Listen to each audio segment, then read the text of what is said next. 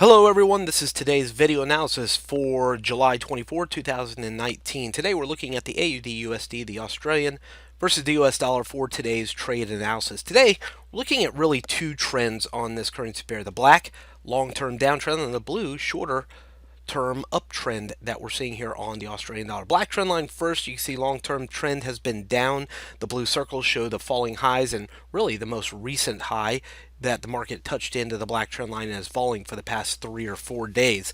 That is also a clue to resistance along that black trend line. 100, 200 period moving average paralleling along that trend line as well. So long term, we have been in a downtrend.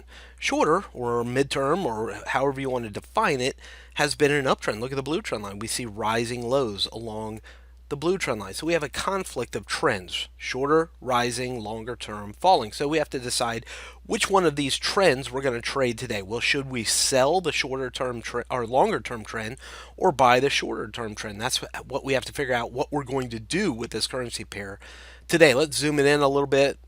Let's go in a couple of times and you can see the blue trend line. We're getting closer to the rising blue trend line. So I would say if you're looking to trade a trend today, you're not really looking to do the black trend line. You're looking more likely to trade the blue trend line. Historically, the yellow shaded area 69, 70, 60 has been support.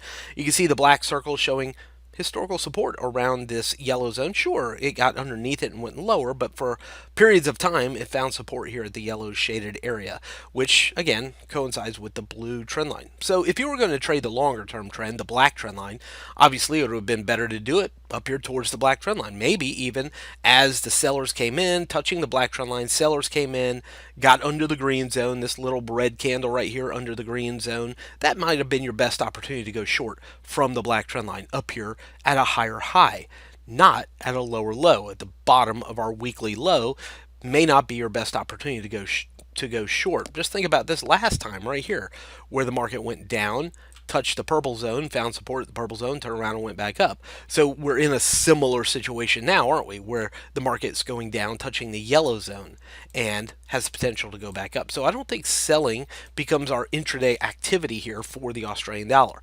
I think more likely we're looking for support near the blue trend line, the yellow shaded area, and maybe an intraday bounce back up to the pink zone, or possibly even going back up to the longer term trend line, the black trend line, the green shaded area.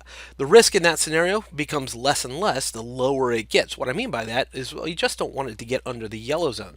So if we were looking for it to go up, our stop loss is going to be underneath the yellow zone, because at that point it would break our expectation of support and we would look for it to go down to the purple zone. And that's what happened back here. So our expectation is the blue trend line, the yellow zone, becomes our support area for the day. We look for opportunities to buy on support and reversal clues, price action from 69, 70, 60, and we look to buy and target the pink and the green zone. The risk is a break of the yellow zone. Selling, just not even part of the agenda today, because there's a good chance of support here. Let's take a couple of fibs just to get an idea of what we're looking at here. Let's take Fibonacci from the the bottom of the blue trend line to the yellow zone, the top of the trend, just from low to high here, and we find the 50% retracement level living just at the bottom of the yellow zone, 69.58 or so. 618 down here, 69.27. So we know that a break of the yellow zone would challenge down here towards the purple shaded area and the 618 fib. Let's take another fib. Let's take it from our last low right here in the purple shaded area to our most recent resistance high. That puts the 618 right here to 69.76, top of our yellow zone. And so that, again, gives us some confidence that we're looking at support here. Let me take the other one off. And so you can see where that 618 fib is, just above the yellow zone there, and has the potential to find a support point there at the 618 and bounce back to the pink zone, or maybe even as high as the green zone later on down the road. Again, I think selling becomes a difficult proposition here.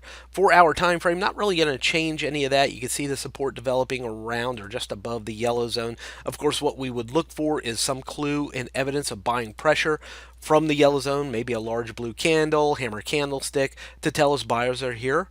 We'll also look at the correlation of the USD and the US dollar index later on in trade room, see how that will help us identify either should we sell this or buy it. I don't think selling it becomes a part of the agenda for the day unless the market gets underneath that yellow shaded area and the blue trend line. So for the time being, I'm not selling, but I'm looking for opportunities to go long into the yellow zone, the blue rising trend for the Australian dollar today.